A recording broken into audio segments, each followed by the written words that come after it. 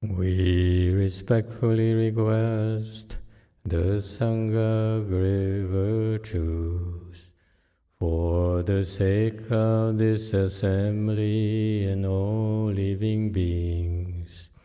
Please turn the wonderful Dharma wheel to teach and guide us how to end birth and death, leave suffering and attain bliss, and quickly realize non-birth.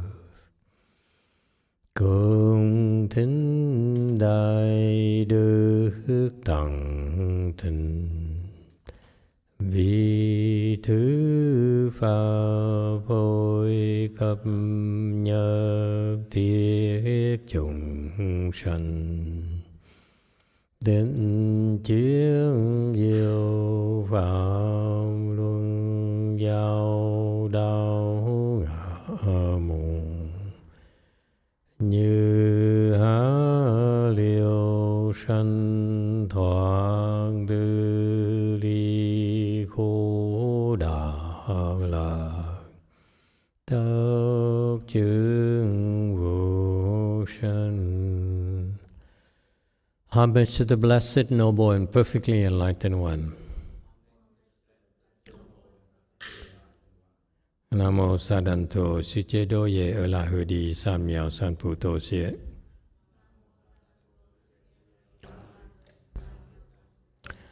Nam mô Tát Tát Tha Tô Ya Đa Ya A La Ha Đế Tam Miệu Tam Bồ Đà Tọa.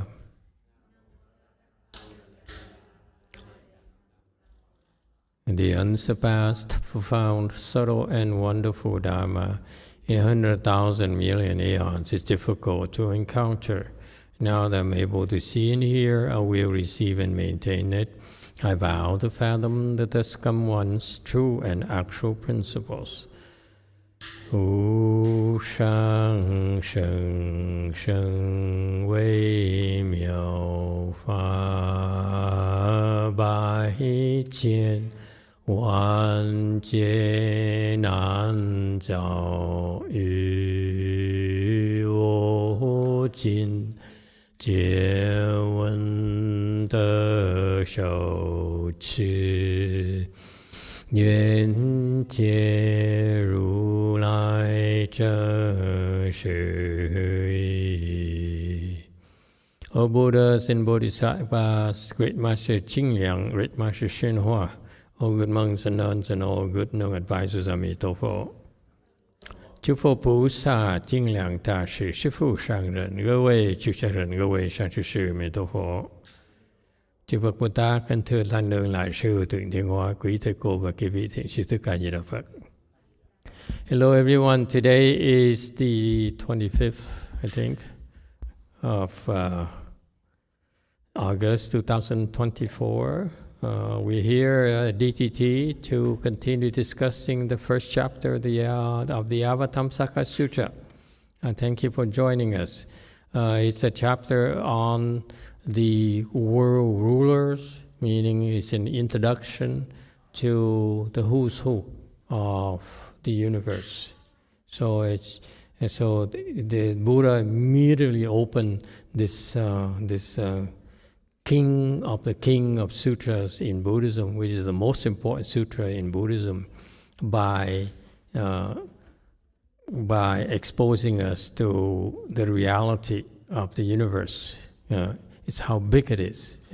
So what it means, world rulers, is that a world here refers to the Sa world, if you will. Our world, our galaxy, and the universe has an infinite number of galaxies, and each galaxy is so huge. It has many, many small worlds. Okay, and so that's why there are many, and so each world ruler here is actually rules over this one particular type of heavens. Okay, in a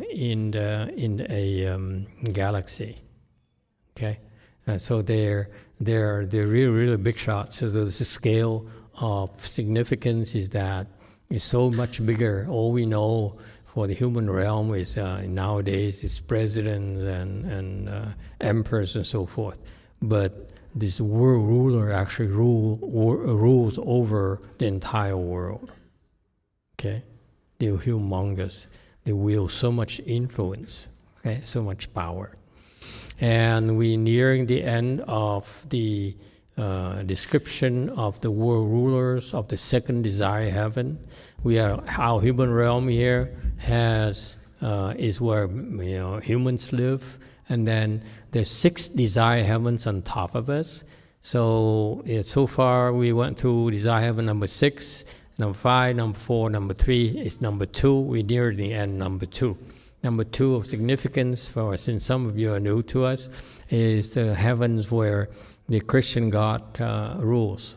Okay, Christian God turns out to be one of the world rulers. He's that influential. Okay, and so the Avatamsaka Sutra mentions him frequently because he's actually not simply a celestial king, but actually is a Mahasattva who chose to come to our world as a lowly celestial king world ruler, if you will. Okay, but don't worry, the Mahasattva really keep themselves busy. This is not the only thing they do. They wear multiple hats. Okay, so rest assured that they are well challenged. Yeah. All right.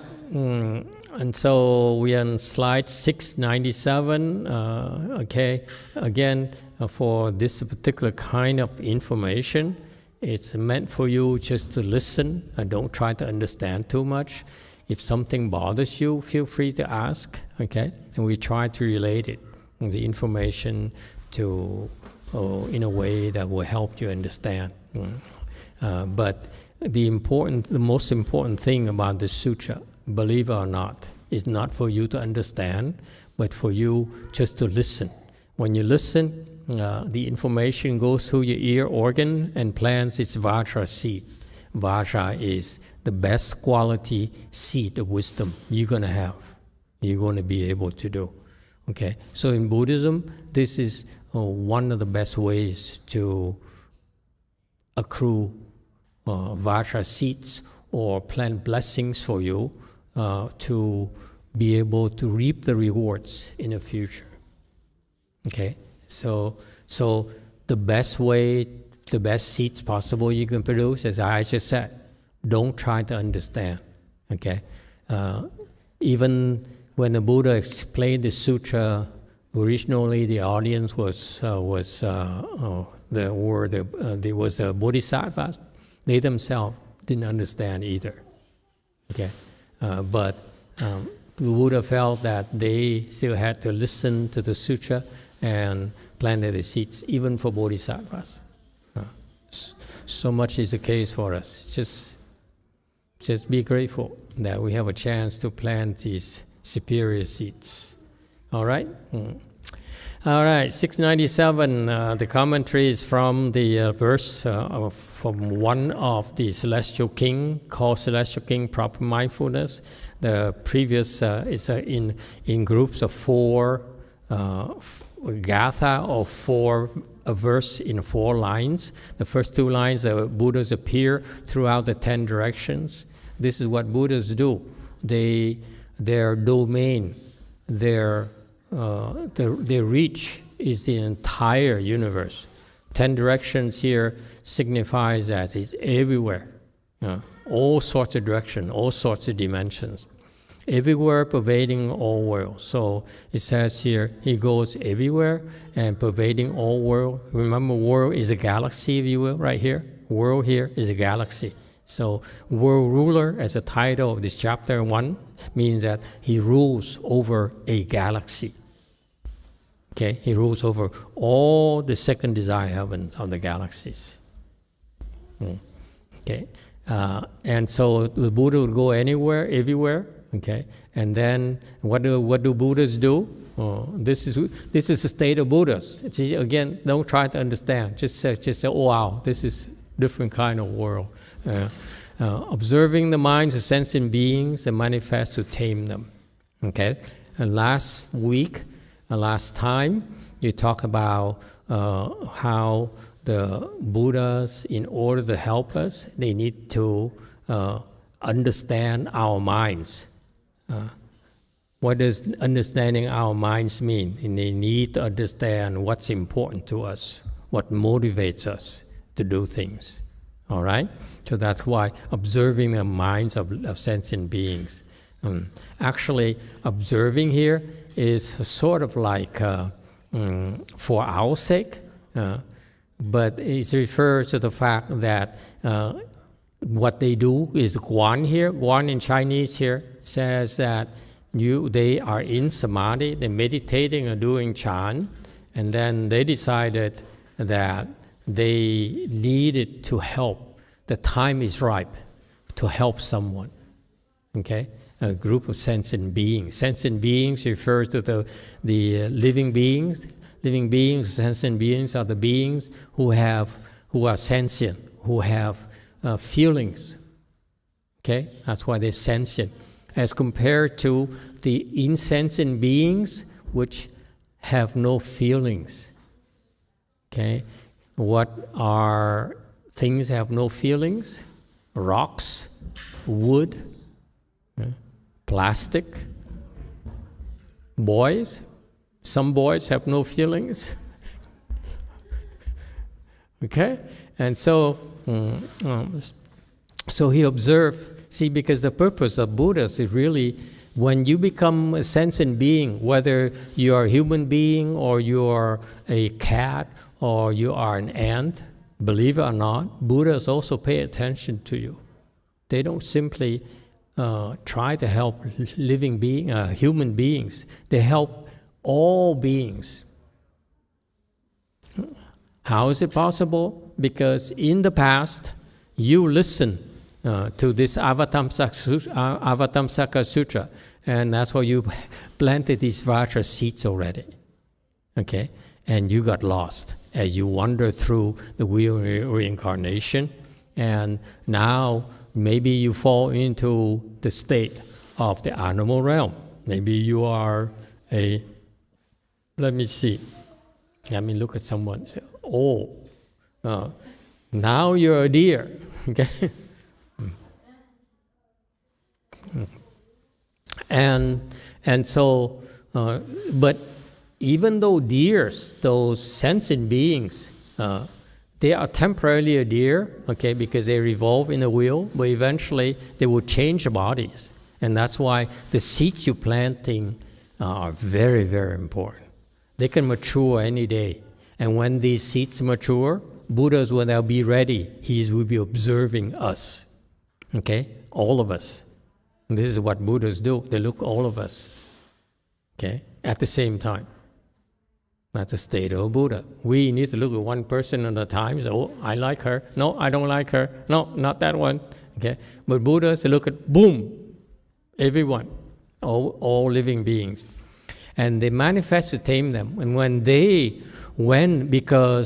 because we have credit with the Buddha, or the Buddhist terminology, we have conditions with the Buddha, meaning we made an offering to the Buddhas before, so they owe us, okay? And now they have to pay us back. Yeah, it's really unglamorous. Buddhas really owe a lot of people.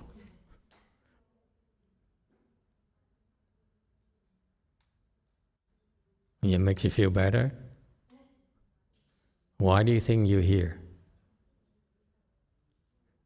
This teaching here is for those who have a lot of blessings. And you cannot, if you don't have enough blessings, you'll be bounced out. This turns you off immediately. You say, no, this is not for me. Case in point, okay? Case in point, Hinayana people. Hinayana people have a lot of blessings of Buddhism, but they don't have Mahayana blessings. They will be turned off by this. They say, no, this is heresy. This is deviant knowledge. Even within the Arhats, Parateka Buddhas, they would denounce us as well. That's how severe it is. So that's why, as long as you're here for the next few, we've been here already for a while, don't reject it, just in case. I'm not pulling your leg, okay? Those seats, okay? They will be very handy for you in the future. So when those seats you have mature, that's what the Buddha observed, they say, wow, these minds of these beings are ready. Okay? They observe the minds of sentient beings, and they realize it's ripe now. It's time to help them. So what does it mean? The minds of living beings are ready.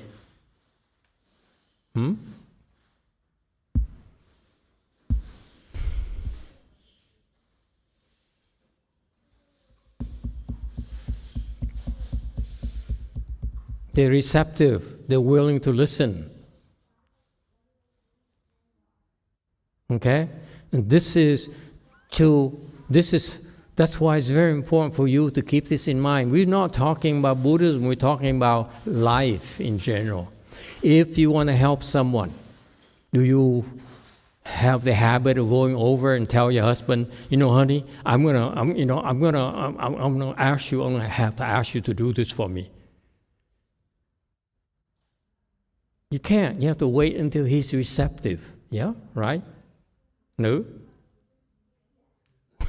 I'm reminding her. This woman, he keeps on butting heads with her husband. The poor guy is an externalist. And her kung fu is higher than his. So when the butt heads, who gets hurt? Chung gets hurt. Okay? And so they need to observe. See, that's part of the teaching. Buddha's job is to teach us. And they don't waste time. Buddhas don't come to us before we're ready to listen.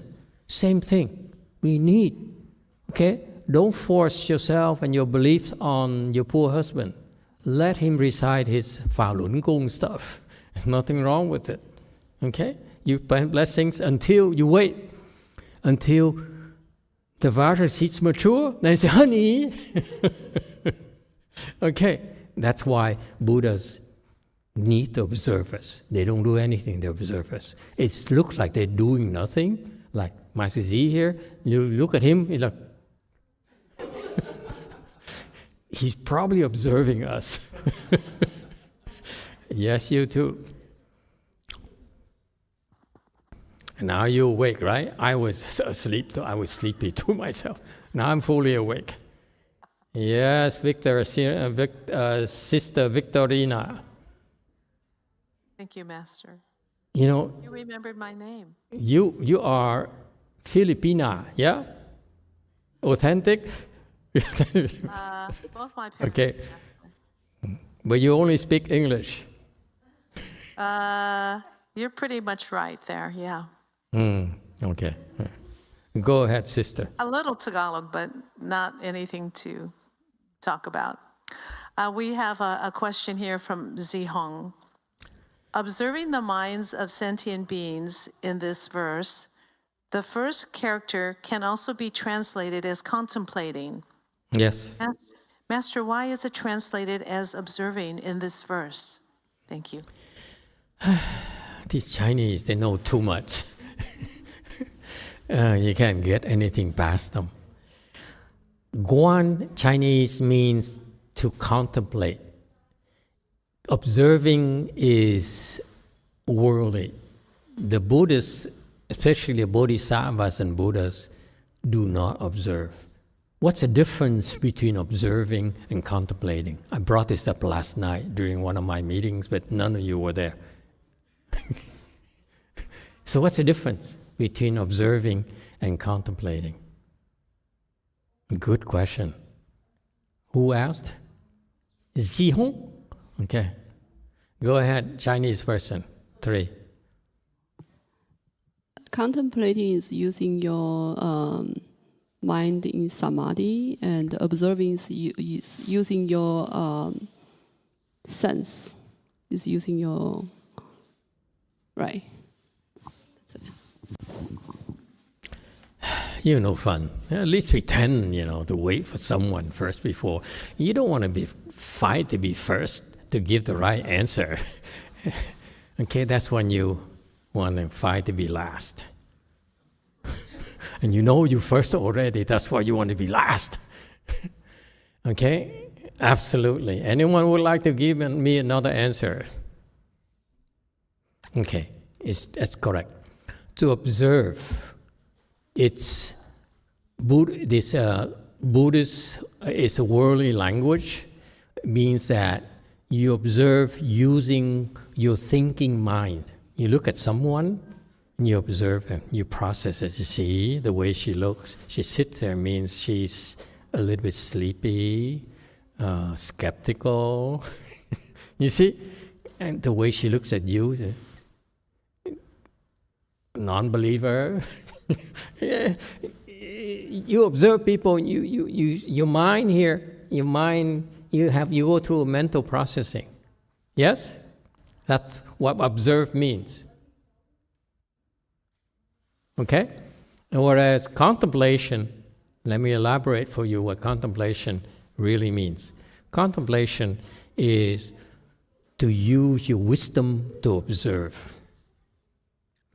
When you observe, is you use your thinking mind. Because you register, you say, color of the shirt, posture, and so forth. You see, so you use your thinking mind to piece it together, okay, to process it. Whereas to contemplate is actually, bluntly speaking, okay, is to use your wisdom to observe instead of using your thinking mind to observe. Meaning what? To use your wisdom to observe versus using your thinking mind to observe. You see, she gave me the exact Buddhist definition. I'm giving it to you using a worldly definition. Okay? So, this is what education means. I referred to this morning. Okay? Education is to teach people based on their interests, their inclinations, and their background. Education is supposed to be very flexible. It's not, my ancestors taught me this way, therefore I'm going to teach you the same way. No, you have to adapt. That's what education means. Agree or disagree? This morning I talked about, my Chinese master said, my generation, one of our jobs is to take care of education. And I originally thought is setting up schools, universities, and so forth. But no, I finally realized education is to prepare you to better face the world, to better contribute to the world. Now Chung is thinking, I like this, she says. I like this. You're too obvious. You have a girlfriend? What does it have to do? Hey, it has everything to do with it.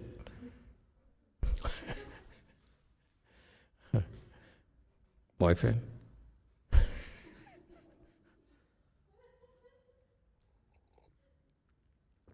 Okay? So, to contemplate is to use your wisdom to observe. So what does it mean to use your wisdom? How do you use your wisdom to observe? You might want to know. Yeah? Tung, would you like to know? Yeah? Yeah. Yeah, okay. Very good. How do you do that? Yeah, you. One. Master, I think we observe without thinking. Observe without thinking. At least pretend not to know for a while. These guys are too much.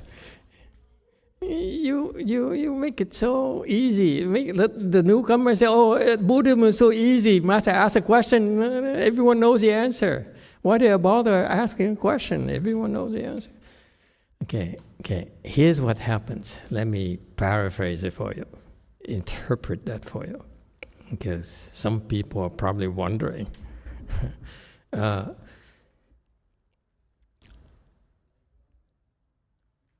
What you do, Guan here, contemplate here, refers to entering samadhi.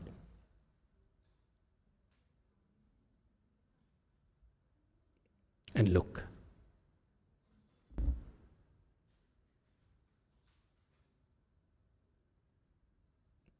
Do you agree, Master Z?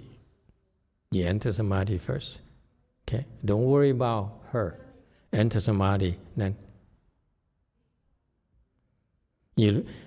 That's a difference. Worldly people, they look first, and they hope to enter samadhi.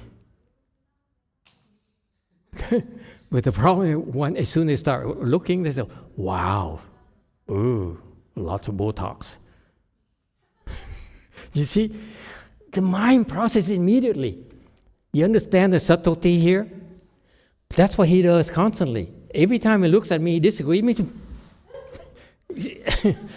It's obvious he will never be able to enter samadhi. So what happened is that's why I taught you last night. You don't go like this. You always, as if you are high.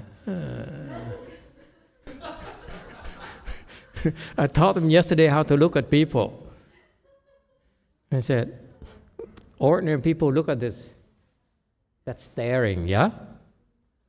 And that's what that is observing means. Staring, observing, same thing. Observing is more polite. It's staring, basically. And sometimes you observe like this. Okay? But to do that is very, very offensive.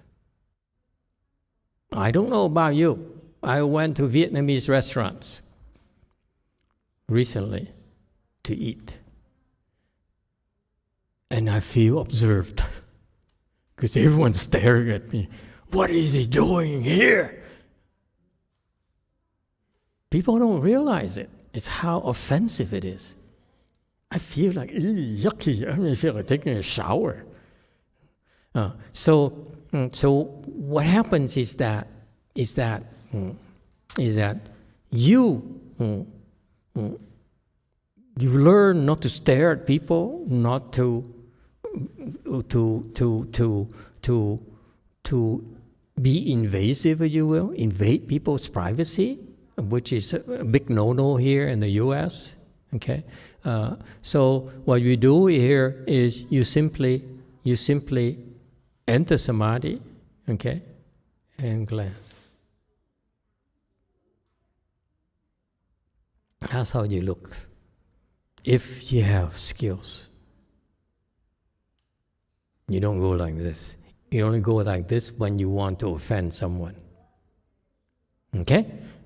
So the Chinese person is correct. Guan here is the Buddha. He actually,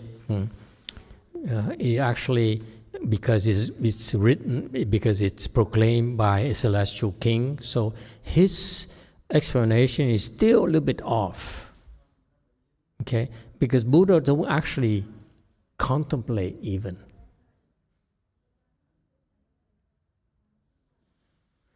He's talking about himself. He says, this is how I understand the Buddha at work. He contemplates living beings, and when he sees this living being, and then this person is ready to be helped, is ripe, the time is ripe, then he comes in front of them and teach them how to fix the problems. Okay?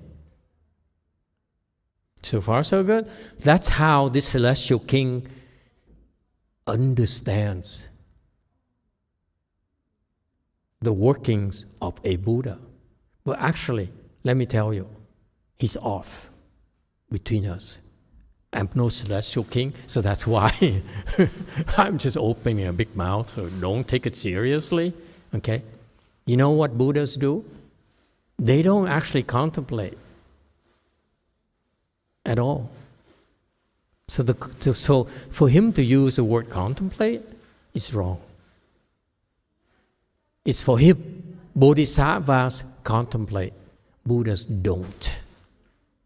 Shh. Don't tell the Bodhisattvas. He get very upset. Especially this guy, Celestial King, proper mindfulness, he gets very upset if you tell him that. Okay? So what happens? What do Buddha? What's the difference? This is what this guy would do. Celestial King, proper mindfulness here. He became enlightened to this process. That's what I do too. That's how I see the Buddha function. So what his guy does, when he says Buddha, the phrase above there, okay, is what he does. So himself, he said, I see how Buddha does things. Because that's how I became enlightened. Okay? But he's projecting himself, his wisdom on the Buddha. That's why he's a little bit off. Okay? So what he does, this guy does is that, for example, he wants to save the women here at DTT, present here today.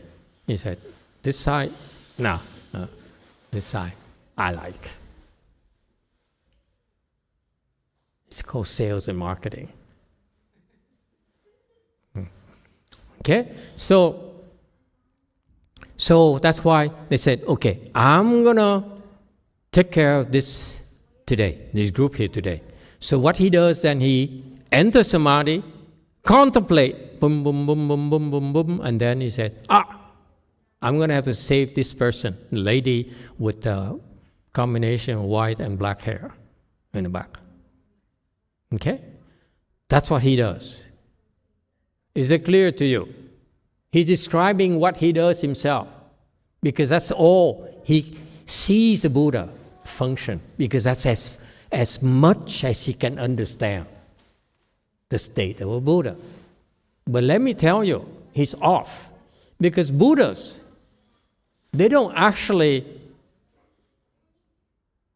after eating lunch, decide to save this group and not that group. It's still discrimination. Okay? That's why he does not contemplate. Is that clear?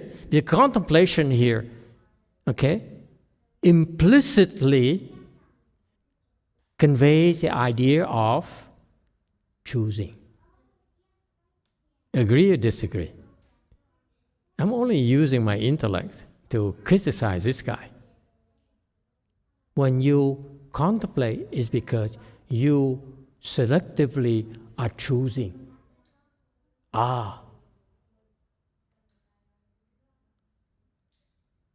That's what he does. That's why he's only a celestial king. He says, I want to save, like Hinan Sanim, I want to save only Koreans.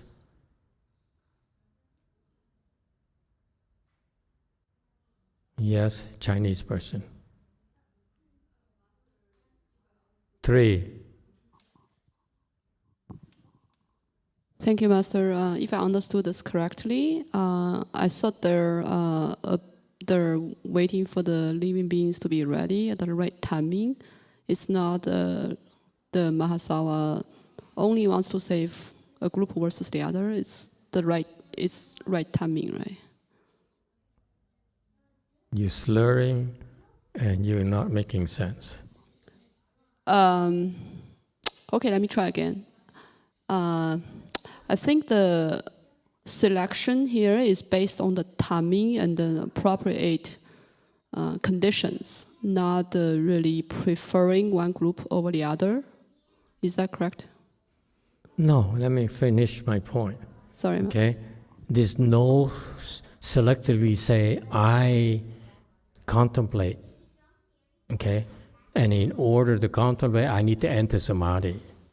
But Buddhas are always in samadhi.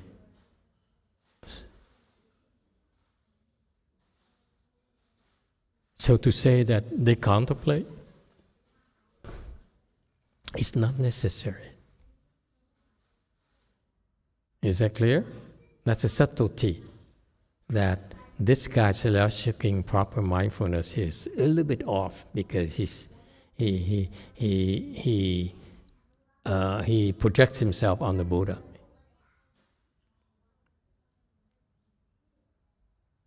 Here's what Buddhas do. I imagine Buddhas are always in samadhi, and without contemplation, he would save you, save there, save that. You know. That's what they do, without any contemplation. Is that clear? This is what he does. Because it says here, seeking proper mindfulness, enlightened to this path. That's what he does. He says, now that I'm enlightened, I need to save, like Sinan Sinim says, I need to save Koreans. So she goes to Korea and saves only Koreans. Not true? There are no foreigners in Korea.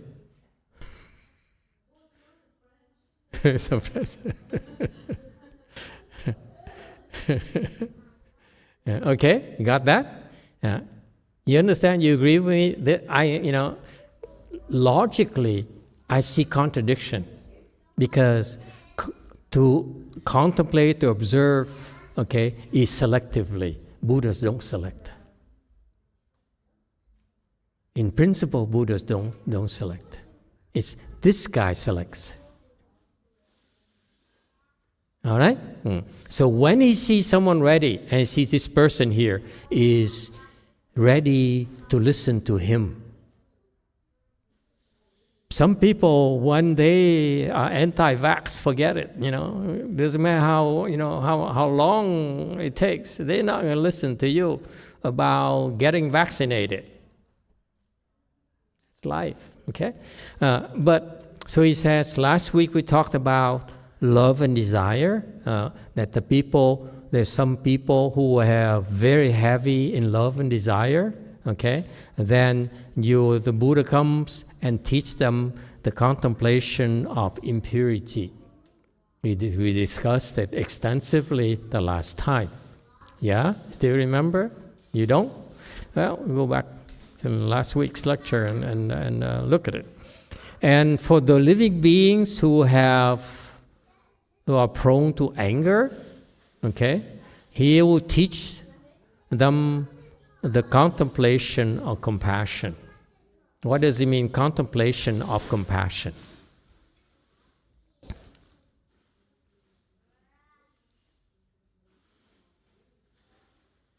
When you are a very angry person, the only antidote, according to the Buddha, the best antidote is compassion. Why is compassion an antidote to anger, to hatred?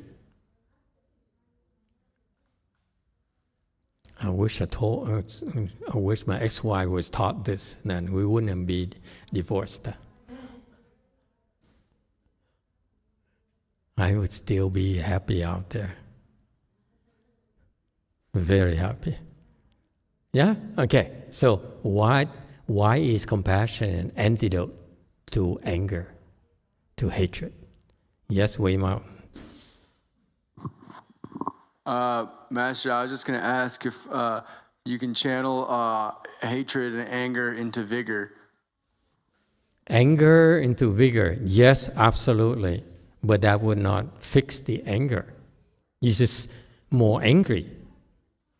Sometimes. Yeah? Yeah. Thank you. Next.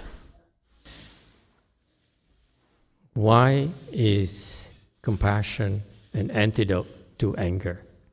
If you're prone to anger, okay? Go ahead. 2. It's pretty obvious, I think. Your anger causes you to be mean to people, and harm them. It causes you to actively harm people. And compassion is the exact opposite of that. You're moving your eyes again. Yeah.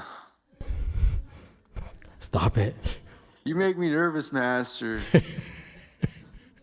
The silence makes you nervous? Your hair distracts me. I'll cut it off. I'm curious, do girls still find long hair attractive?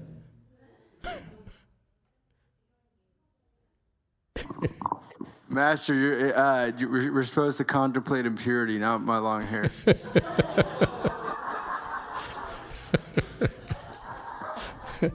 Okay, touche. Not that funny. Okay, wrong answer. Anyone else? Yes, no. Dạ thưa thầy, mình quán từ bi là mình hiểu người ta, hiểu cái tâm trạng của người ta lúc mà người ta làm cho mình giận á, cho nên mình sẽ không còn giận nữa khi mà mình hiểu được cái tâm trạng và cái gì đó sâu ở trong. Dạ.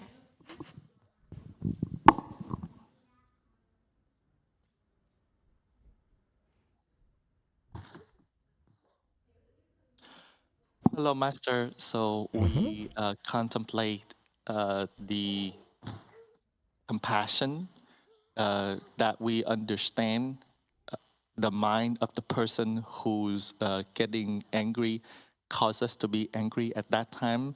Then we actually understand why they're doing so. We understand the mind. Then we no longer become angry, because we understand deep inside what's going on. Not quite there yet. Anyone else?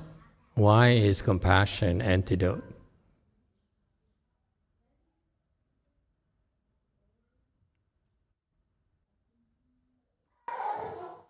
Two. Master, it seems to me that to have the compassion, you kind of also have to understand what the other person is feeling. And so maybe when understanding what somebody else feels, it's harder to be angry at them.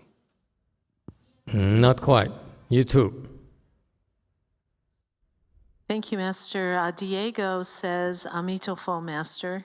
Because with compassion, we understand that the others are suffering, and that's why they're acting the way they are. And compassion helps us to stop adding more fuel to the fire. Okay. All right. I'm glad he waited until you all said something. That's what I explained earlier. Yes, go for it. Is there anyone to go for it? Emitofuo, Master. I'm here. Oh, hello there. I think Mahayana, that we follow the Bodhisattva's path, that we want to be enlightened and save all living beings.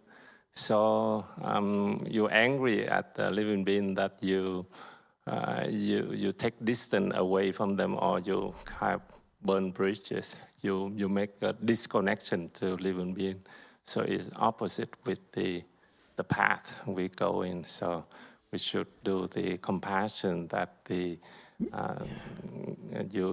have the opportunity to connect with them, so in order to save them. Does it make sense to you? I'm going to hate myself for doing this, okay?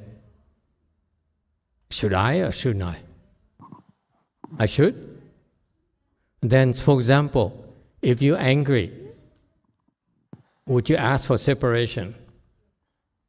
No, I'm not angry. It's the way I think is best.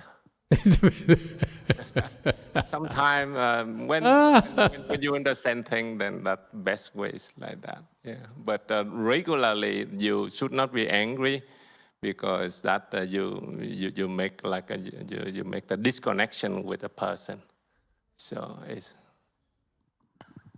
I don't understand that. I'll never be able to understand that. Guess way out.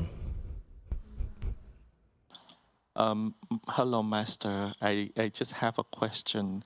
Sure. Is that does this Dharma only apply for the people who cultivate Bodhisattva way, or can it be applied for regular people as an antidote for Good point. Good point. Okay? Maybe only for Vietnamese people. Only. Okay, let me explain to you. You there. Let me massage them, paraphrase them, so and combine all your good answers into one. When you're angry at someone, okay, when you think about it deeply, you're angry at someone because that person is really doing something that really hurtful. Yes? Stupid, hurtful, and so forth. Yes? Okay? Take a step back.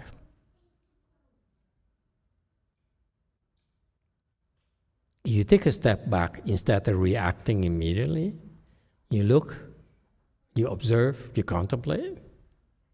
This is when you observe and contemplate, okay? And you see that the reason they're making you angry is because they are suffering.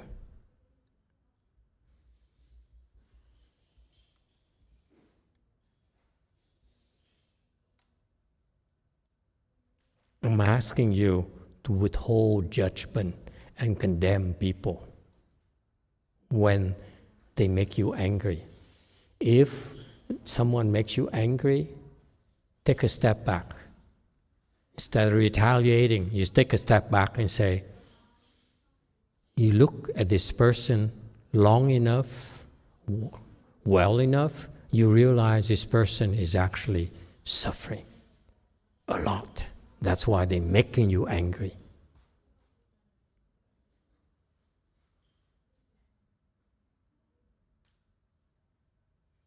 That's what bodhisattvas can see.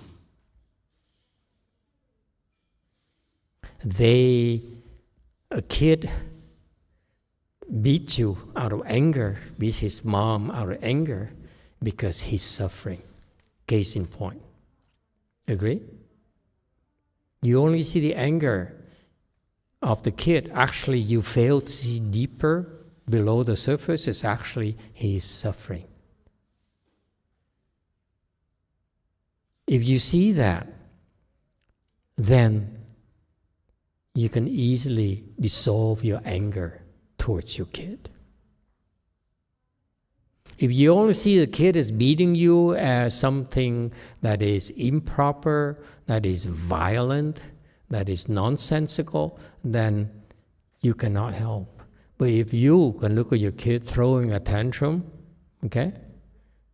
If you're able to see that as he's suffering, maybe he's a manic, maybe he's been hurt at school, he's been repressed, bullied at school, now he goes home, he lets it out on you. Okay? If you see that suffering there, you won't get angry at all. You will be able to resolve your anger very, very easily.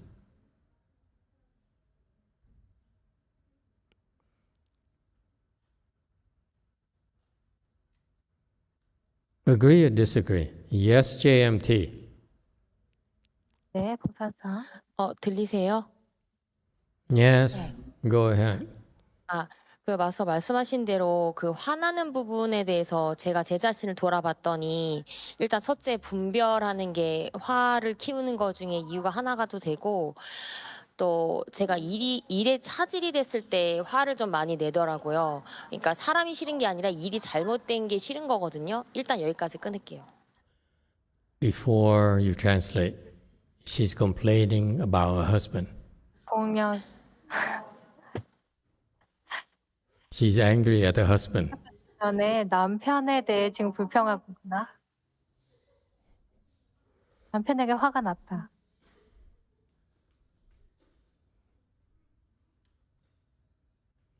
Go ahead, translate. So I look back at myself and I saw that my discrimination actually grows my anger. And when I am angry, actually I'm not mad at that person. It's because my work went wrong.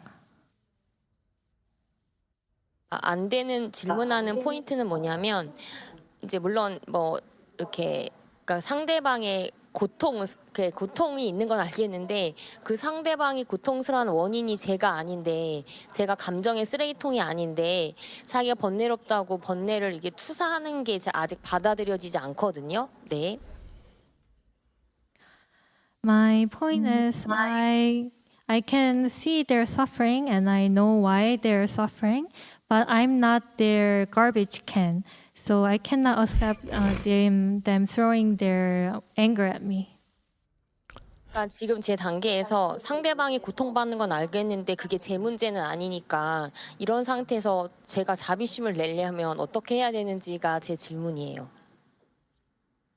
So in my level, I can see their suffering, but how can I be compassionate towards them? Jumi ơi,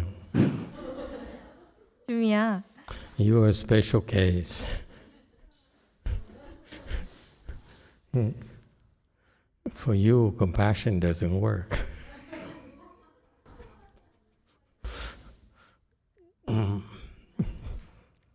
Okay? It's okay, don't worry. Use whatever you can use to get rid of your anger. It works. Just don't get angry. My point here. Oh, yes, 7. Go ahead.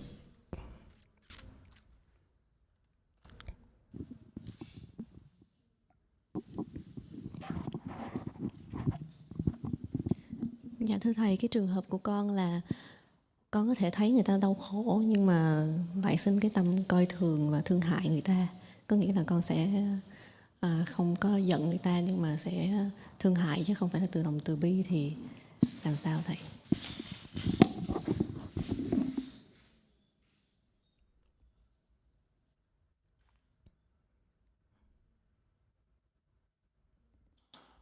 Hello, Master. My case is that when I see people suffering, I look down on them and I feel pity for them. It's not the compassionate mind. So what does it mean, Master? You are another exception. You too. Thank you, Master. Veronica has a comment. She says, because anger comes from entitlement, but compassion comes from wisdom and kindness. I like that better, yeah. Okay, here's the point, folks. It's not about theory. It's meant to, I want to explain this to you, spend time talking about this because I want you to see this as something very practical. It's not like anger is compassion. It's how I learned. Very early on I learned because I was very intrigued. I thought, if Buddhism has so much wisdom, how do I deal with greed? How I deal with anger? How do I deal with stupidity? Okay? And so I memorized this, if it's greed, then you contemplate impurity. If you're anger, you contemplate compassion. If you're stupid, then you contemplate cause and effect. Okay? And so that's what I memorized. But let me explain to you. Now I begin to understand why it's explained that way. Because it's reminding you that when you're angry, okay, when you're truly angry, it's because you're blaming someone you're finding fault with someone. You feel that person is wrong. That person did you wrong. And therefore, you justified in feeling angry, whether it's your son, whether it's your husband, whether it's your co-worker, all right? And you're right, because you're not wrong in that, yes, they provoked you, they mean to you, and so forth. You're totally not wrong most of the time. But how does it help you when you're right? That's the point. You're right, and you're still miserable. So what's the point in being right? On the other hand, if you're angry and you don't like that state of being angry, and you say, how do I fix this? Then one thing that happens to most of you is that now, yes, you blame that person, you know, she's a bitch and that kind of thing, and so forth. And now you refrain from that response. You say, because that is leading me only to more suffering. Let's not go there. Okay? Being right is not worth it for me. It doesn't help me at all. But the antidote for Buddhism is a step back. Okay? Instead of blaming that person, look a little bit deeper and see what really drives him to make you so angry. That force there is based on his extreme suffering. That's Buddhist wisdom. You may not be able to do it. You say, okay, but I don't see how he's suffering. He's rich, he's successful, you know, he has everything I wanted. You know, how can he possibly be suffering? I should be suffering. Okay, and that doesn't help you either. So you look deeper and deeper, you contemplate, sit and meditate instead of acting on your anger. It doesn't help at all. Instead, refrain yourself. Meditate in your anger. Don't do anything. Okay? And when you meditate, you want to look at what is the nature of the suffering that this person has that made him do things that made me so angry. If you do that, chances are that you develop compassion because you see the suffering.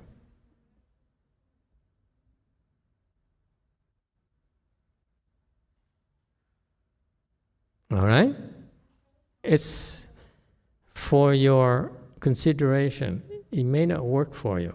For example, we found out the two exceptions. This thing will not work for them. Well, it's not for everyone. Buddhas are not perfect. Okay? Got that? That's the teaching point here. We cannot promise you nirvana. It may not work for some of you, okay? Only because you are not doing it right yet, that's all. I submit to you that you feel that all those people who say, it doesn't work for me. I say, maybe you haven't looked deeply enough yet. That's why you still can't see the suffering, and therefore you have no compassion for this person. Okay? Next one. If you are stupid, then the Buddhas teach them, they would manifest in front of these living beings and teach them about cause and effect, cause and conditions. Okay? Just memorize it. If you're stupid, try to see if they understand cause and conditions, cause and effect. Let me tell you, my personal case here at the temple doesn't work that often. Some people are stupid forever, it seems like. Sorry. I have this disciple who's been with me for over 10 years. I mean, teaching him.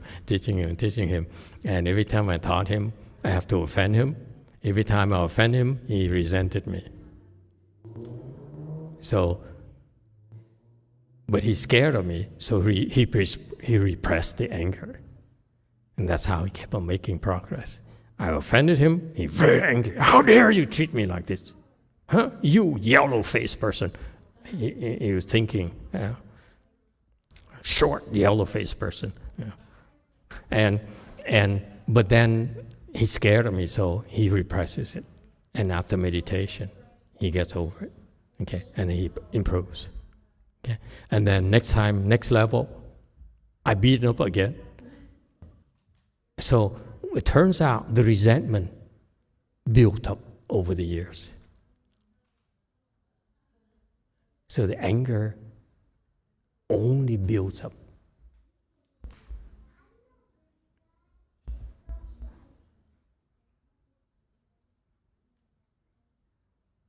So you to the point where when you try to tell him, actually, people try to tell him, actually, there's a reason for it. Too angry, too stupid to get it.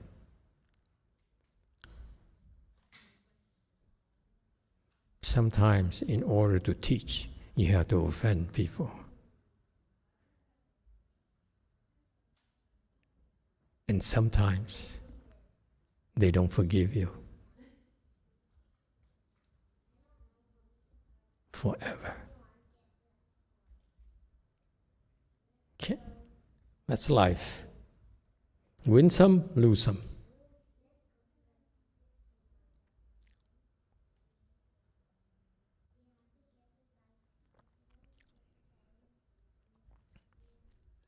Okay, so for stupid people, the Buddha's remedy is to teach them about cause and effect. Okay? You don't understand, okay? Because you haven't thought about what caused this problem. Okay? If you understand the real cause of this problem, okay, then you won't blame me as much. You can move on. Okay? For all that time, I never bother explaining to him why I offended him. 10 years. I offended him. I never bother explaining to him, I had to offend you in order for you to improve.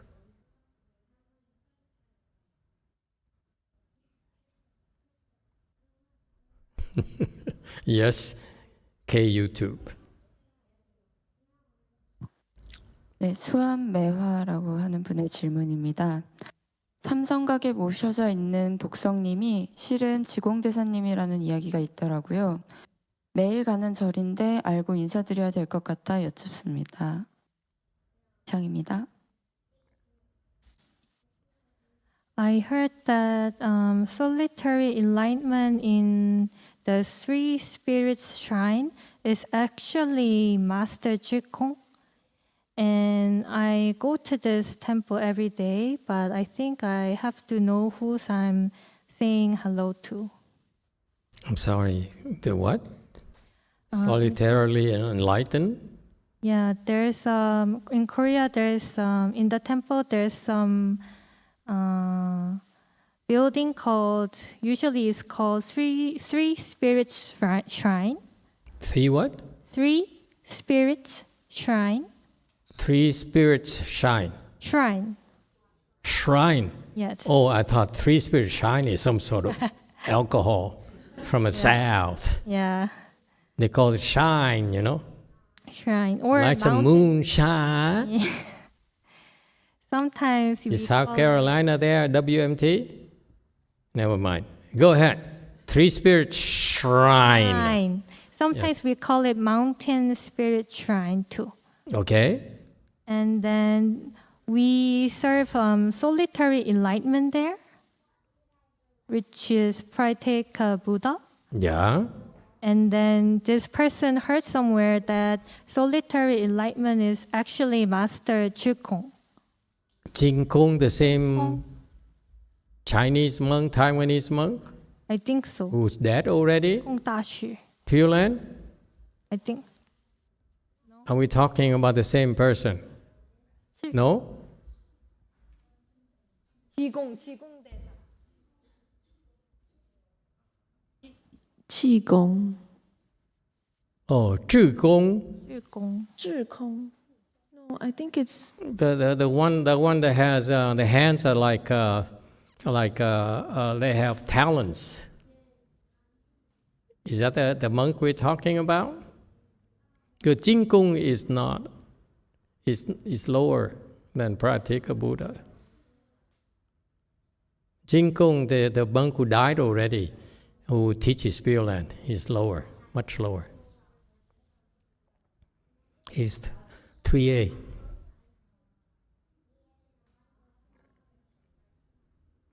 You better get the name right for me, okay? All right, Wei Mao. We can come back to it later. Dạ, kính thưa thầy, Chí Công là Chí Công Hòa Thượng, không biết là đúng không, là Chí Công Hòa Thượng là hồi đời của vua Lương Võ Đế á thầy. Dạ, là Hòa Thượng Chí Công, là con coi trong mấy quyển kinh thì nói là ngài ngày xưa là hóa thân của Bồ Tát Quan Âm, nhưng mà không biết như thế nào thì đó là như vậy đó. Dạ, hồi đời đó ngài làm giống như là quốc sư ở trong triều của vua Lương Võ Đế á, thầy. Dạ, dạ, ngài là một cái vị hòa thượng chân tu. Dạ, như là Phật. Dạ. Yeah, she's referring to in Vietnamese Zhi Gong. That's the one I'm referring to as well. Very well-known Chinese monk. Master Xunhua said he's a fourth-stage Arhat. I don't know. Okay, when if Master Xunhua says so, it must be the case. But then Master Xunhua, when he talked of fourth-stage Arhat, it could be a bodhisattva too. So it's that range of enlightened beings. And Master Zhi Gong is very, very famous and very influential, very revered monk in the history of Chinese Buddhism. So what is the question about? Suppose the question is about him? Is he the Pratyeka Buddha we serve in Three Spirits Shrine? We don't know. I don't know because I've never been to that moonshine place. But you can rest assured that Master Zhi Gong, the Chinese monk we just talked about, to me he sounds like a bodhisattva. So he's much higher than Pratyeka Buddha. Much higher. All right? JMT. 마스터 지금 방금 나온 지공 나온 무학 3대 화상은 마스터께서 방문하신 적이 있는 송강사 독성각에 모셔진 세 분의 스님이시거든요. 네. This Chikung Dashi, this person just asked, is actually he's in Songgwangsa. He's dead already, but in Songgwangsa, there in the Three Spirits Shrine, there's a Chikung Dashi. So maybe Korean s님. 그러니까 그러니까 송광사의 응징전이라는 전각이 있는데 거기에 송광사가 승보종찰이 됐던 게 16국사가 있고 이 세 분이 모셔져 있기 때문에 일단 뭐 동명이인이 있을 수는 있지만 참고로 독성각에 모셔진 걸로 알아서 저는 벽지불이라고 생각하고 있었습니다. 참고로. 네.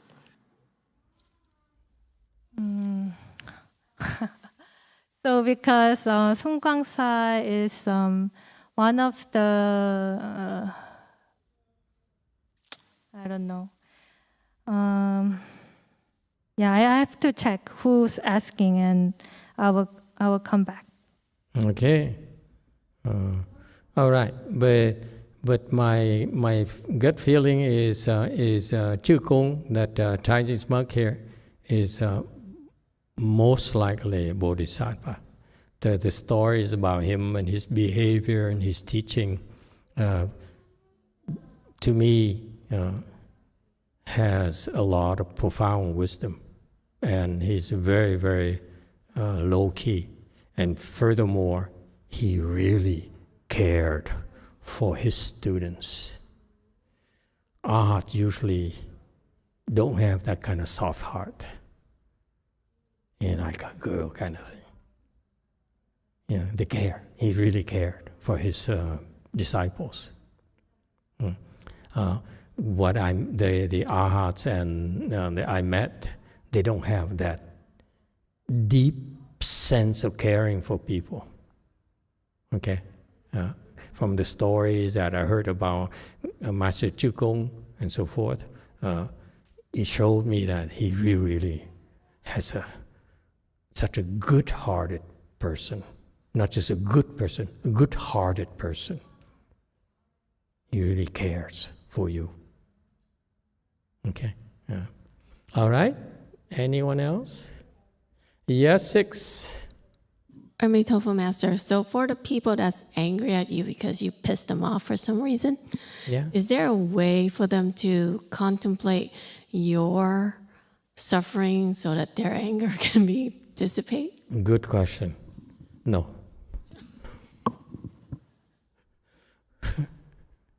Okay. They don't have the tools you do. So in that case, okay, and you have to show compassion for them. Suffer more. Okay? And it's a very good question. Suppose you're on the other side, okay? And you can extinguish yours with compassion, but it's someone else. So what you do then, okay, in that case is you choose to suffer more. Instead of blaming them or fighting their suffering, okay, and defending yourself, you let them. Okay? Let them vent their anger, okay? More and more and more and more. That's how you help. Because the anger is a form of release. And just like the EVs, they can only release so much and the battery runs out. Okay? Have you seen a new Tesla? Still ugly as so. Never mind. So that's why this is one of the things that I'm glad you asked the question, because you always think, people usually ask about, so someone is, I need to contemplate, use compassion to counter anger, okay? But actually, this is why you cultivate. You cultivate because you can take a beating. They're weak, they cannot take a beating. So instead, you take a beating for them. They're weak, therefore they need to vent the anger at you. They're suffering too much. They can't take it, they're going crazy, okay? So you know that. You know that they're suffering. So you stand there, you stand your ground, let them beat up on you. Because you can recover. If you didn't, they have to vent on someone else, their wives, their children. You see? Oh, I haven't taught you how to help them accelerate the release. Never mind. It's a different day. All right. Anyone else? Okay. Next, 698. Wide, enormous eyes on the thus-come one's wisdom body see all the motes of dust in all worlds without exception. 如来智深广大眼，世界为尘无不见。699. For ordinary people, they look at this text and say, God, you guys are really a cult. Wide, enormous eyes, okay? And can see all the motes of dust, it's tiny, tiny dust in the world. And all of them his huge eyes can see these tiniest pieces of dust. Everywhere in the world, you guys are crazy. Okay? We really are cults. And we can't blame them. You really are stupid. I mean, not normal to sit through this. However, you're able to sit through this and don't blame them. Okay? It's because you've been prepped. He's referring to the Buddha's Dharma body. Okay? So it's kind of funny that refers to the Buddha has three bodies. One is Dharma body, reward body, and transformation body. So Shakyamuni Buddha is a transformation body. Okay? But there's another body, the true body is a Dharma body, and that's that one here. Okay? So he's referred to these enormous eyes, can see everything in the world. That's definitely referring to the Dharma body, because the Dharma body is the entire world. That's how big it is. Any problems with that? Okay? It's a little bit funny that the celestial king have to express it this way. That huge eyes can see the tiniest things. That's next 2 lines of verses. Universally pervading the 10 directions, this is liberation of God, cloud sound. 如是普遍于十方，此云阴天之解脱。 Okay, so it says these great eyes of the dust of the Buddha, wisdom body, can see all the most of dust in the world, and it's everywhere in 10 directions. Okay, and that's what is God, cloud sound sees. Okay, so you see, again, I'm beginning to see how funny it is that at the second desire heaven level, these people are a little bit coarse. Their views, their understanding, a little bit kind of coarse. You know, they keep on talking big body and tiny things and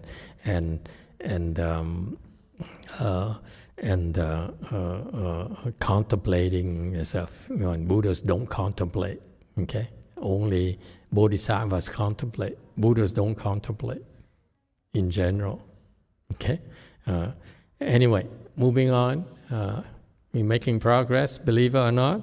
This is the 4th slide for the day. The Bodhi practices of all disciples of the Buddha fully appear in the pores of the Duskam One. 一切佛子菩提恨，如来悉现毛孔中。 703. Okay. What it's referring to is that look of it as like movie screens, probably IMAX theaters. See, he likes it. And look of it, envision that each Bodhisattva disciples of the Buddha, how they go about their work, you know, in their lives. Look, for example, take Master Hsuanhua's lifetime. He's a Mahasattva, so he's a disciple of Buddha. So his life story is projected on the screen. So far, so good. And this happens to a lot of screens, because the Buddha has many Mahasattva disciples. One of them is Master Hsuanhua. Okay, so he does that. And you know, the funny thing that it's referring to is that screen right there, you can see everything, okay? But actually, it's like about the size of the pore of the Buddha.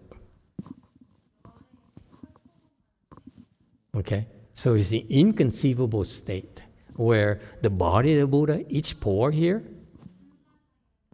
contains all the workings, activities of the Bodhisattvas.